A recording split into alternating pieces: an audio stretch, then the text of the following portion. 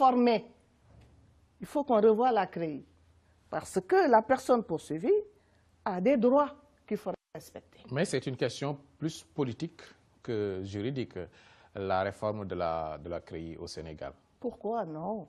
C'est des questions de droits humains.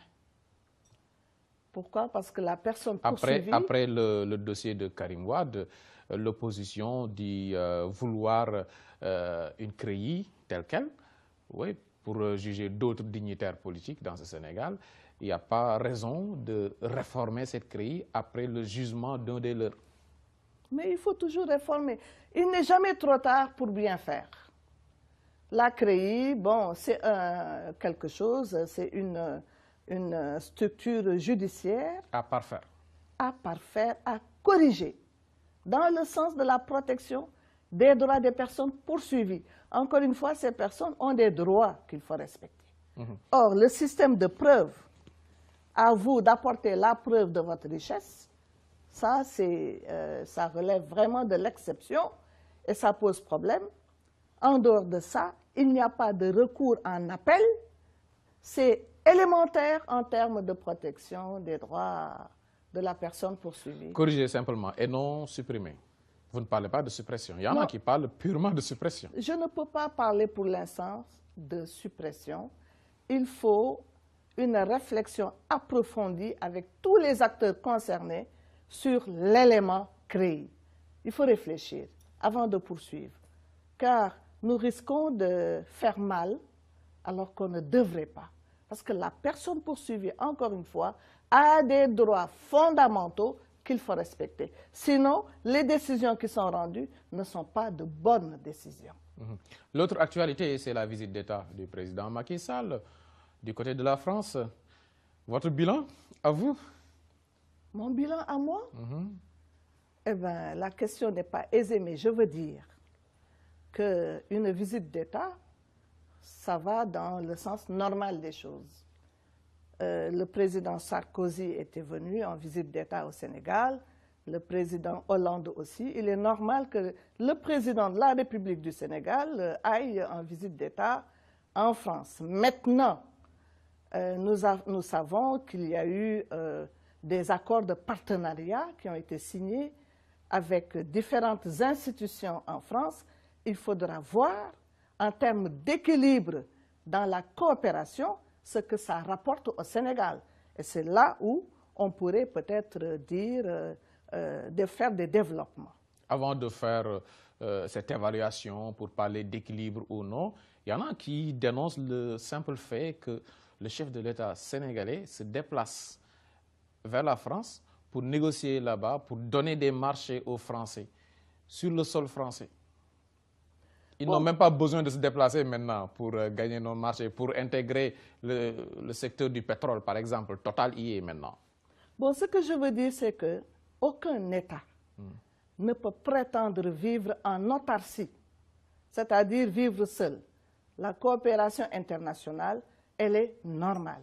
Elle est même prévue par toutes les conventions internationales.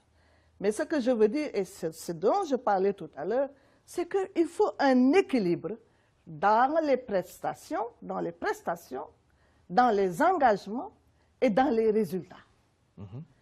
Alors, si le président de la République va là-bas, selon vous, pour négocier des marchés au profit des Français, ce que je peux dire, c'est que pour Alstom, nous attendons la responsabilité sociale des entreprises. Parce que là, le partenariat, c'est quelque chose de normal. Mais le retour, qu'est-ce que le Sénégal peut attendre de l'action de Alstom en dehors du train express? Un appui social, la responsabilité sociale des entreprises. Ensuite, je pense que la France, si elle a la possibilité d'envoyer des entreprises telles que Alstom, peut faire signer au Sénégal des partenariats en termes d'équilibre pour les émigrés, ça c'est fondamental.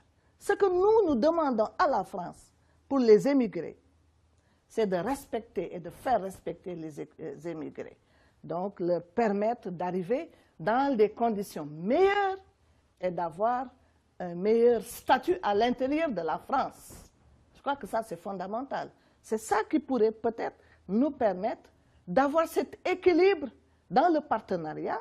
Mais depuis Malte, depuis la rencontre de Malte, vous le savez bien, les Africains, surtout les Africains de l'ouest du continent, ont promis à l'Occident, à l'Union européenne précisément, de rapatrier tous leurs fils qui sont sur ces terres européennes et qui n'ont pas de papier. Mais c'est ce que je trouve anormal. Parce que les relations entre la France et nos pays, par exemple le Sénégal, c'est des relations séculaires. Les Sénégalais ont participé au développement de la France. D'autres pays africains ont participé au développement de la France. Donc, il est tout à fait normal, à notre avis, que quand les Sénégalais se rendent en France, ils soient accueillis dans de meilleures conditions. D'abord, qu'ils quittent dans de meilleures conditions, qu'ils ne soient pas toujours obligés de prendre des pirogues de fortune parce que les frontières leur sont fermées. Ensuite, arriver là-bas, qu'ils puissent occuper des places honorables. Et je dis que ces Sénégalais et ces Africains qui sont en France participent actuellement fortement au développement de la France. Et il faut voir la douleur avec laquelle ces émigrés travaillent pour participer au développement de la France, mais aussi travaillent pour participer au développement du pays d'origine, oui, c'est-à-dire le Sénégal. Les rapports de force ne sont pas les mêmes. Il faudrait La que France a ce pouvoir de choisir, par rapport à l'immigration, de choisir ceux qui vont rester sur ses sols. Oui, la France veut des têtes bien faites ou des sportifs de grande envergure. Mais je crois que la France actuellement, d'ailleurs, a besoin de tout le monde. Et ce que je veux dire par rapport à ça, c'est que l'immigration choisie ou autre immigration, elle doit être établie en équilibre entre les États qui se doivent respecter. Et nous, nos États doivent imposer un certain nombre de qualités dans la relation avec la France. Nous ne devons pas, nous ne devons pas nous présenter comme des parents pauvres parce que nous apportons beaucoup sur tous les plans, en termes économiques, en termes culturels, en termes de manière générale. Et nous devons trouver les moyens de le faire savoir à ses partenaires occidentaux. Nous devons leur expliquer que la coopération internationale, le partenariat entre les États, c'est quelque chose qui doit relever de la réciprocité. La réciprocité est un maître mot qu'il faut mettre en exergue dans le cadre de la coopération. On est loin de cette réciprocité. Et je vous dis pourquoi. On ne parle plus de visa quand même. On doit parler de réciprocité. Pourquoi? Parce que nous, dans nos États, nous devons quand même développer des aspects endogènes. Nous devons nous fonder sur le développement endogène. Si nous ne le faisons pas, il y aura évidemment un déséquilibre. Et en développant l'aspect endogène, nous pourrons nous imposer. Le Sénégal a du pétrole maintenant. Si le Sénégal gère en bon père de famille le pétrole, évidemment, les autres pays auront besoin de lui. Et je sais qu'un pays comme la France, qui est un pays ami, a bien besoin du Sénégal. Dans le domaine pétrolier, nous avons vu toutes ces relations qu'il y a eu au dernier moment, ces voyages d'autorités suprêmes en France qui sont venus au Sénégal pour parler de la question du pétrole. Donc ce qu'il faut faire, je crois, pour faire respecter l'équilibre entre les États, c'est de s'imposer d'abord au plan interne. Au plan interne. Pour pouvoir s'imposer devant l'étranger. Au plan interne, en tout cas, les faits sont là. Les grands hôtels sont des hôtels français en Afrique francophone. Les grands hôtels appartiennent à des Français. La restauration également, la France est très présente au niveau de la restauration en Afrique francophone. La téléphonie, même la gestion de l'eau au niveau national, l'énergie, la France est partout. Elle est partout, j'ai constaté. Mais alors, et les ports, les exportations, l'importation, elle est partout, cette France, partout, en Afrique francophone. Oui, mais alors à nous... Les grands travaux, les routes. Mais tout. à nous, de développer, encore une fois, de mettre en valeur ce que nous avons de local, d'endogène. Les entreprises locales sénégalaises. Et nous en avons les moyens. Elles sont toutes en train de dégringoler. Et c'est là où il faut agir. Nous en avons les moyens. Au lieu de gaspiller de l'argent, injectons des fonds dans les entreprises tenues par les Sénégalais et les Africains. Je crois que ça, c'est fondamental. C'est ça qui va nous permettre de nous imposer. Tant que nous ne le ferons pas, nous ne nous imposerons pas. La restauration qui est tenue par les Français, nous ne disons pas non. Mais pourquoi les restaurateurs sénégalais ne seraient pas en pole position pour être compétitifs aussi bien au plan local qu'au plan international? Alors, la dette, est-ce que les entreprises privées ont reçu suffisamment d'argent, de la dette qui leur est due pour pouvoir s'imposer? Voilà donc des questions qu'il faut régler. Des questions Il faut essentielles. rester et régler la question de la dette que l'on doit aux entreprises privées, permettre à ces entreprises de se développer, de créer des emplois et de s'imposer au plan local comme au plan la préférence nationale. Oui, donc une visite d'État du président Macky Sall en France, une visite qui entre dans l'ordre normal des choses entre ces deux États, mais une visite à évaluer dans le temps. Pour résumer. Il faut absolument évaluer parce qu'il faudra savoir ce que le Sénégal obtient dans les relations de coopération avec la France. Et le Sénégal doit pouvoir s'imposer et avoir le maximum dans ces relations-là, parce que je suis sûre que la France s'impose. Nous avons vu donc tout ce que la France a eu en dehors des questions d'ordre académique. Oui. Il y a eu des résultats académiques, c'est très bien. L'académicien Macky Sall, on en reparle. Ce dont on a besoin aujourd'hui, c'est de faire en sorte que la coopération internationale règle les questions prioritaires des Sénégalais. D'accord.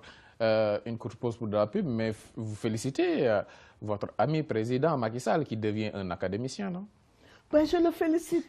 Bienvenue dans le monde des universitaires. Oui. Une courte pause pour de la publicité.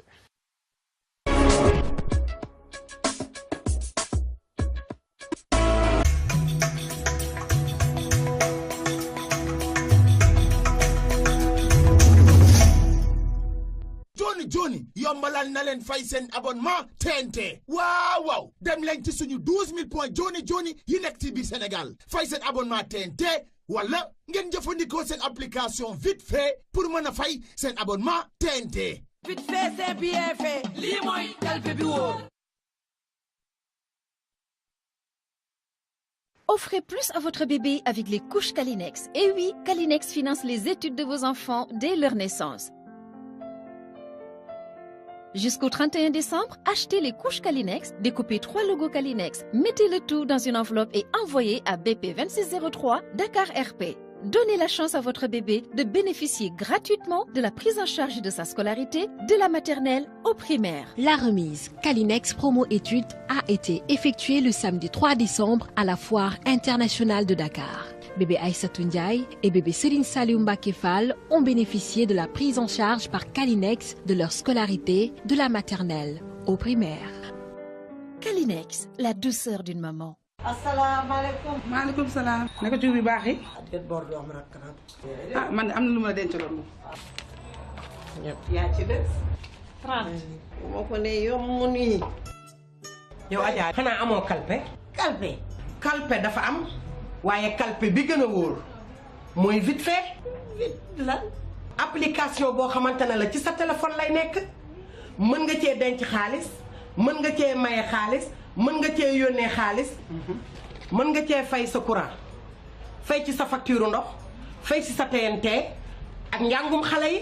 yow li ngay wax ni caaxaan mooy. gis nga point joni bee ngay séen. boo fa demee. ñu defal la vite fait. nañ dem. yow daal toogal rek. vite fait baa ngi nii Vite fait, c'est bien fait. Ngir inscrire ce numéro si vite fait, demal si point Joni Joni yi wala si vitefait.net. Service client 33 864 93 00.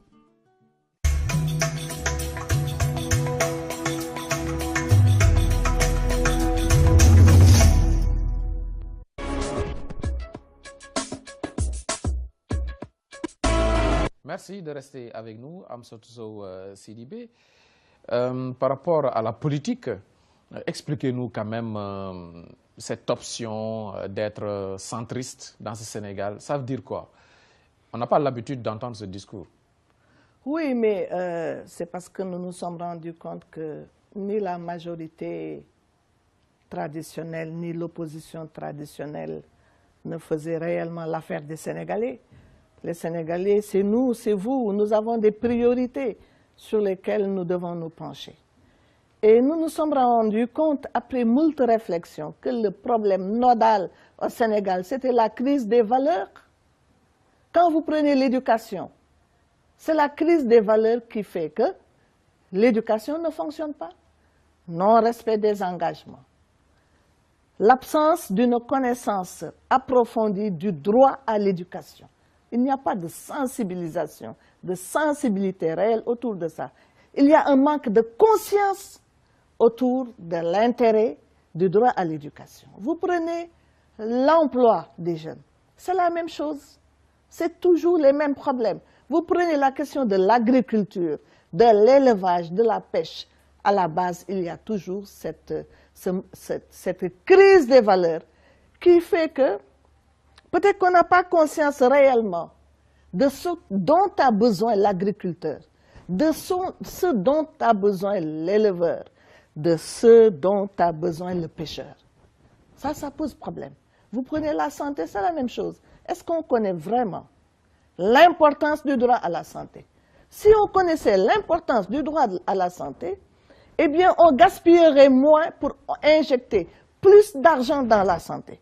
Il y a beaucoup de personnes qui n'ont pas les moyens d'acheter des médicaments et qui meurent bêtement comme ça.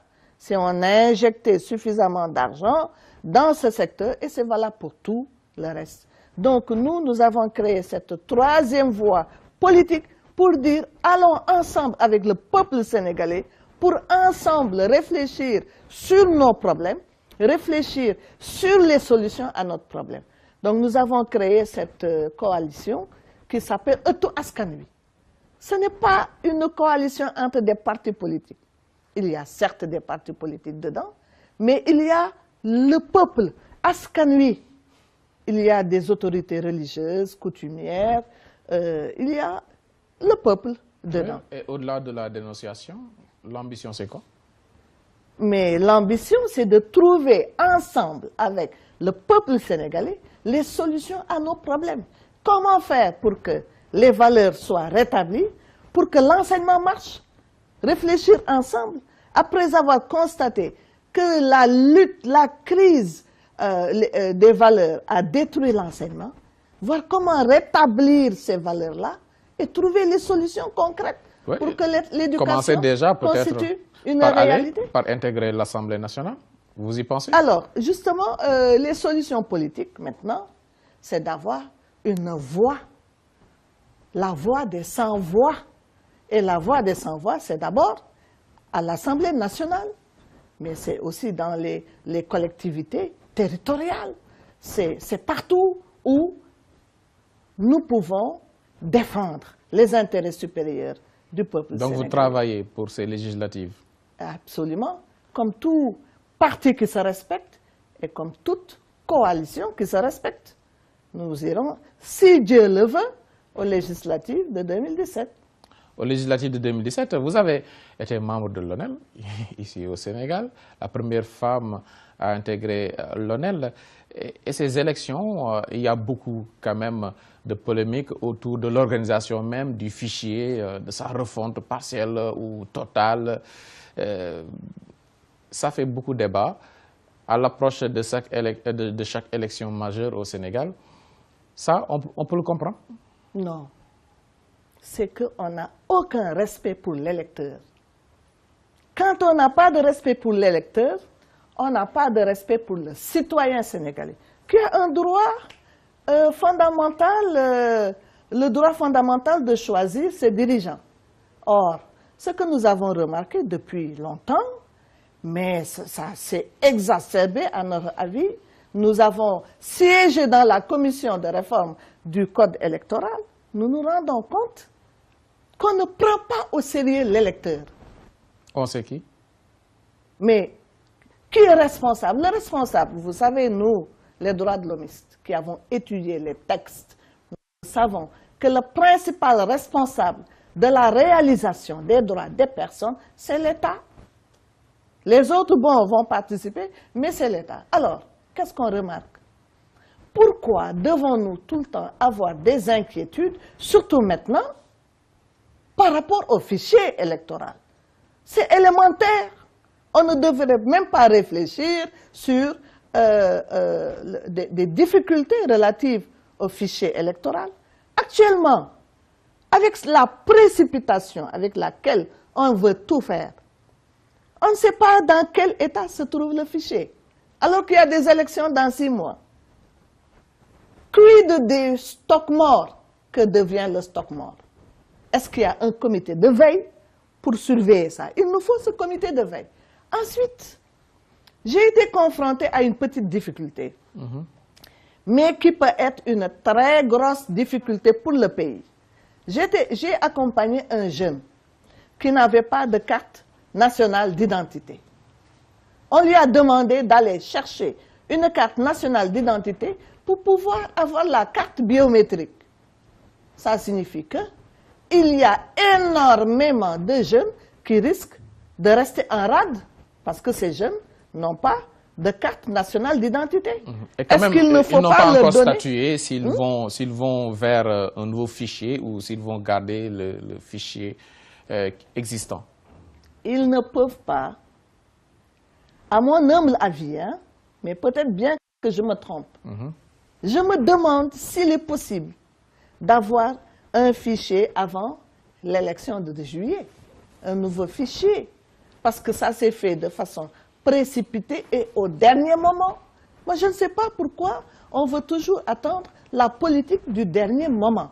Alors, maintenant, il y a des files énormes qui attendent pour avoir une carte d'identité. Est-ce que toute cette population qui a droit à la carte d'identité pourra l'acquérir avant l'élection?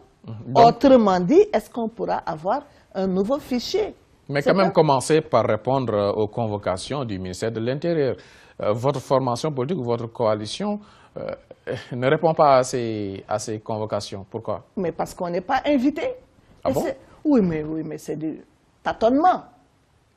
Nous sommes un parti politique légalement reconnu avec un papier du ministère de l'Intérieur.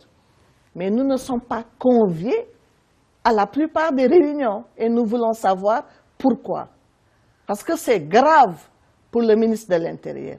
Et voilà pourquoi nous nous posons toujours des questions sur l'opportunité d'avoir un ministre de l'Intérieur qui ne met pas tout le monde sur un pied d'égalité et qui met au sommet de la hiérarchie son propre parti politique. Ça, c'est un problème. Il ne nous convie pas aux réunions, sauf lorsqu'il a fallu que les non-alignés participent à la commission de révision du code électoral. C'est un problème. Le ministre de l'Intérieur est trop chargé. Il serait bon qu'il s'occupe de la sécurité. Sur ce plan-là, nous n'avons rien à dire. Mais il faudrait qu'il laisse la question des élections à quelqu'un d'autre. Il n'a pas la possibilité matérielle de fédérer toutes les initiatives qui permettent de faire réussir l'élection présidentielle. Ce débat dure depuis 3 ans au moins au Sénégal. Le président Macky Sall a tranché, il n'est pas d'accord. Mais pourquoi il ne serait pas d'accord? Il faut qu'il écoute son peuple. Il faut qu'il écoute ceux qui sont dans la société civile, ceux qui sont en politique. Autrement dit, il est là pour nous écouter et voir dans quelle mesure, ensemble avec nous, eh bien, poser les actes qui instaurent la paix et le développement dans le pays. L'appel développement dans le pays, les valeurs, Amsatou Sow Sidibé, pour ceux qui nous suivent à travers la radio, Amsatou Sow Sidibé, sur ce plateau de Toute la Vérité. Et la présidentielle, vous me direz peut-être que c'est encore loin, mais vous y pensez toujours quand même. Pour le moment, nous nous occupons des législatives. C'est ce qui est pressant.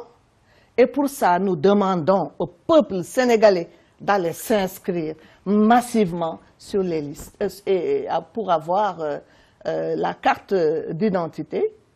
La carte d'identité qui va leur permettre d'aller voter. C'est ce qu'on demande. C'est ce qu'il y a de plus urgent aujourd'hui.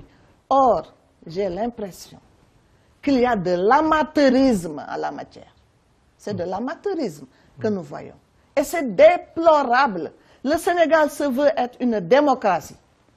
Mais une démocratie, elle doit être organisée. Quand rien n'est organisé, eh bien, ça pose problème. On ne peut pas parler en termes de démocratie. Et je regrette. L'élection, c'est fondamental. C'est les droits politiques des personnes de choisir leurs dirigeants. Mais il faut que ça soit bien organisé. Mais il y a de la cachotterie. J'ai vu d'ailleurs, tout dernièrement, qu'il y avait une rencontre entre le ministre de l'Intérieur, avec Ouattou, je pense, avec Bernon. J'ai rien compris dedans. Et j'ai eu le sentiment qu'on était en face d'actes de politique politicienne. C'est inadmissible. En termes d'élection, on ne doit pas faire de la politique politicienne. C'est du sérieux, l'élection. Voyez tout ce qui se passe dans le monde. Les conflits graves, surtout en Afrique, ont comme origine, comme cause principale, les élections. Mais il faut que nous nous ouvrions les yeux pour réagir autrement. Amsatou Sow Sidibé, et vos rapports présentement avec le président Macky Sall, depuis votre limogeage, il n'y a plus eu de contact? Dans la presse, oui. Il me lit, je le lis. Il me regarde à la télévision, je le regarde à la télévision. Donc, pas de contact physique ni téléphonique? Non. Non. Pas de regret ou de remords après le départ? Vous l'avez accompagné, surtout entre les deux tours. Vous avez cheminé ensemble au moins 2 ans durant pour gouverner ce Sénégal. Vous avez été conseillère à ce président de la République. Aujourd'hui, avec le recul, ça vous donne quoi? Mais tout a une fin. La vie elle-même a une fin. Donc, il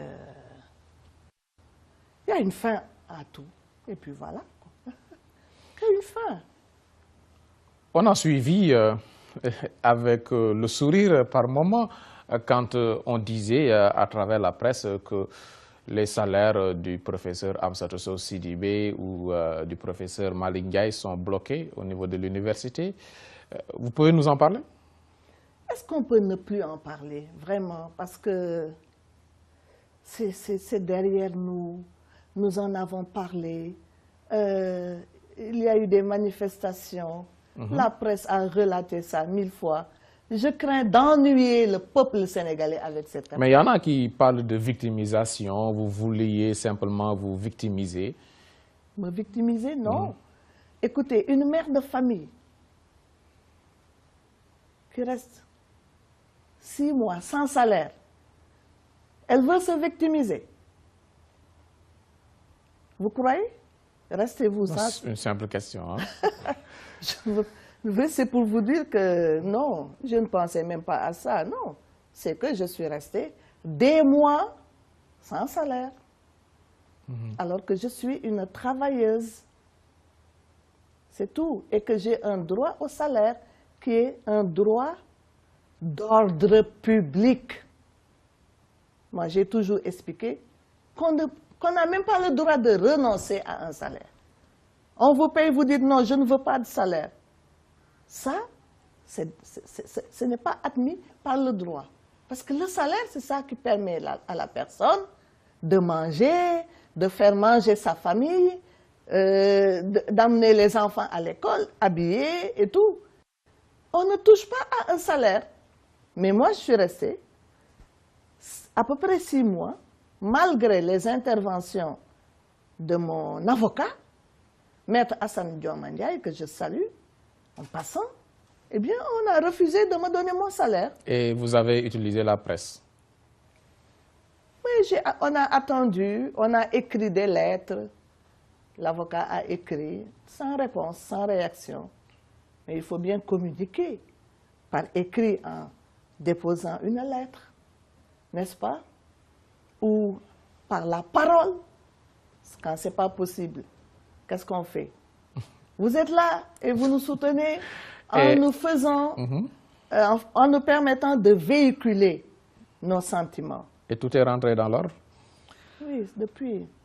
Et je vous vois quand même utiliser beaucoup les réseaux sociaux. Souvent, c'était les politiques beaucoup plus jeunes qui faisaient recours à ces réseaux sociaux. Amsatou Sow Sidibé aime ces réseaux sociaux, YouTube, Facebook. Ça vous vient de l'université, de vos étudiants ou de vos enfants? Ça me vient de la modernité. Elle est moderne. C'est la modernité, oui, il faut être moderne. Maintenant, c'est des voies accessibles, faciles pour véhiculer des idées. Et justement, je viens de créer une rubrique qui s'appelle « Chronique de questions sociales prioritaires ». Chronique de questions sociales prioritaires. Donc, dans cette chronique, je vais régulièrement soulever des questions et essayer d'y apporter des réponses. C'est par exemple, dans le numéro 1 de cette chronique, que j'ai parlé des retraités. Les retraités qui sont négligés. Beaucoup de retraités n'ont même pas 10 000 francs CFA par mois. Oui, on perçoit à la hauteur de ces cotisations du passé, non? Les cotisations de qui? Du travailleur et de son entreprise. Mais alors, quel est le problème? Le travailleur cotise. Alors, quel est le problème? Ben, si on est dans un état de droit, ça ne doit pas poser problème, non? Est-ce que l'employeur verse les cotisations? Ça arrive que ça ne se fasse pas. Comment est-ce possible? Alors, oui, mais par négligence ou par négligence de manière générale. Mais il y a des sanctions qui sont prévues. Lorsque l'employeur ne verse pas les cotisations, c'est tellement grave. Imaginez un retraité qui part à 60, 65 ans, qui n'a rien parce que son employeur n'avait pas reversé. C'est un problème. Et il y a des sanctions pénales qui sont prévues pour ça. Problème imputable à l'État du Sénégal, au cadre globalement. C'est imputable. À la limite, le travailleur, à la limite, il s'en fout. Non, mais c'est pas son problème. C'est imputable aux responsables. Donc, le chef d'entreprise ou l'État. Le chef d'entreprise ou l'État. Moi, à l'époque, je voyais qu'à l'université, il y avait beaucoup de problèmes. Parce qu'il arrivait souvent qu'il n'y ait pas de versement. Mais ça pose problème. Maintenant, qui doit payer lorsque l'employeur n'a pas joué le rôle qui lui était dévolu? Oui. Mais ce n'est pas le retraité. C'est ou l'État ou l'entreprise, le chef d'entreprise. C'est eux qui doivent régler ce problème. Dans un état de droit. Dans un état de droit, mais nous sommes théoriquement un état de droit. Il faut qu'on se batte pour que le travailleur à la retraite recueille ses droits. Il a le droit de vivre décemment. Mais même dans tout ça, il faudrait voir que ça ne suffirait pas. Ce que le travailleur à la retraite perçoit, même si les cotisations ont été versées, ne suffit pas. D'où la nécessité de créer un fonds de retraite qui permet aux retraités de vivre plus décemment. Et j'espère que le pétrole, justement, le pétrole, ça enrichit un pays.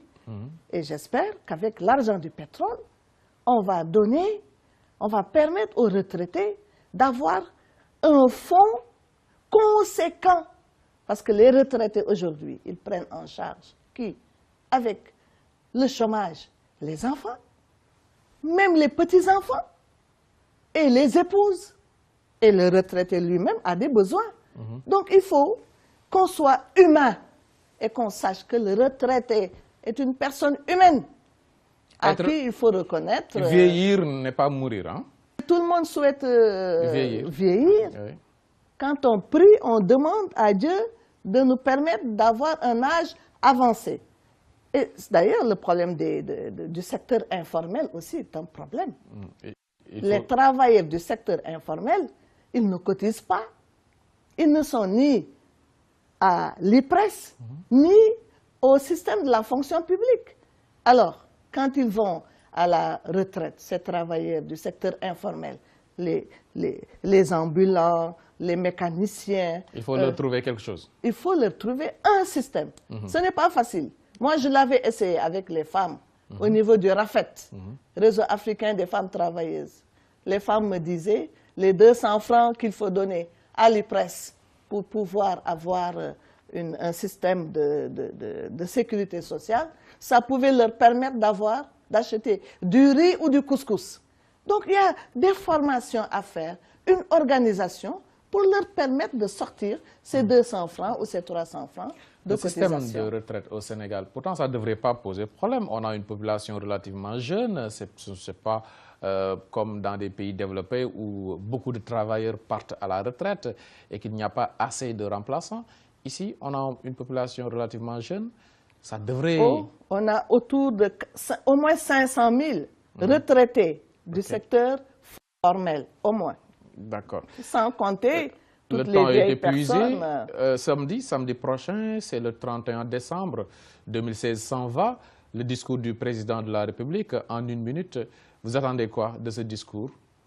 Évidemment qu'il nous parle des réalisations, des projets, mais aussi qu'il insiste sur le fait qu'il a conscience de ce qu'il y a des domaines prioritaires où il y a des problèmes. L'éducation a des problèmes, la santé a des problèmes, l'emploi a des problèmes, l'entreprise sénégalaise souffre. Tous les secteurs souffrent. Donc, dans son discours, il faudra qu'il souligne les acquis, mais qu'il insiste sur les priorités pour que tous ensemble, on se mette autour de la réalisation de ces projets, de ces priorités-là. Parce que les Sénégalais souffrent, il faut le savoir. Nous souffrons. Amsatou Sow Sidibé, merci, grand merci à vous. Merci beaucoup, M. Pape Cheikh Sylla. Merci également à vous autres auditeurs et téléspectateurs des antennes des médias. À dimanche, Inch'Allah, pour un autre numéro.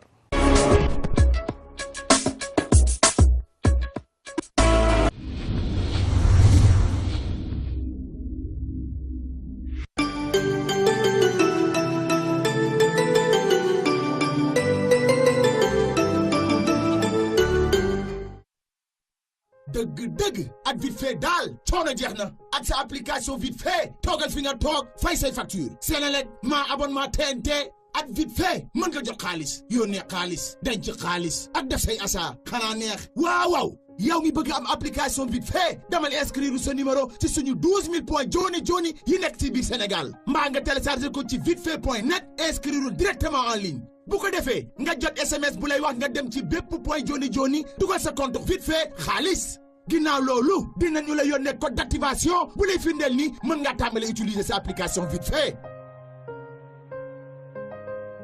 Vite fait am na si bépp station essence bépp banque si boutique yi ak bépp point joni vite fait daal yomb na jëfandikoo gaaw lool teg ci noppale lool. Vite fait mooy kalpe bi gën taamu ndax mooy kalpe bi gën a wóor. Vite fait c'est bien fait lii mooy kalpe bi wóor. Petit Papa Noël. L'association Lumière pour l'enfance Kumba Gawlo en partenariat avec FemFM 87.9 présente Noël enfant avec Kumba Gawlo le dimanche 25 décembre 2016 à la place du souvenir. Placé sous le signe de l'abandon, de mutilation génitale féminine et les mariages des enfants. Attention, Noël enfant avec Kumba Gawlo, tous les enfants ont droit au bonheur. Entrée unique 5 000 francs plus cadeau offert. Véritable décor conçu Kumba Gawlo ne dama préparer xale yi benn espace de jeu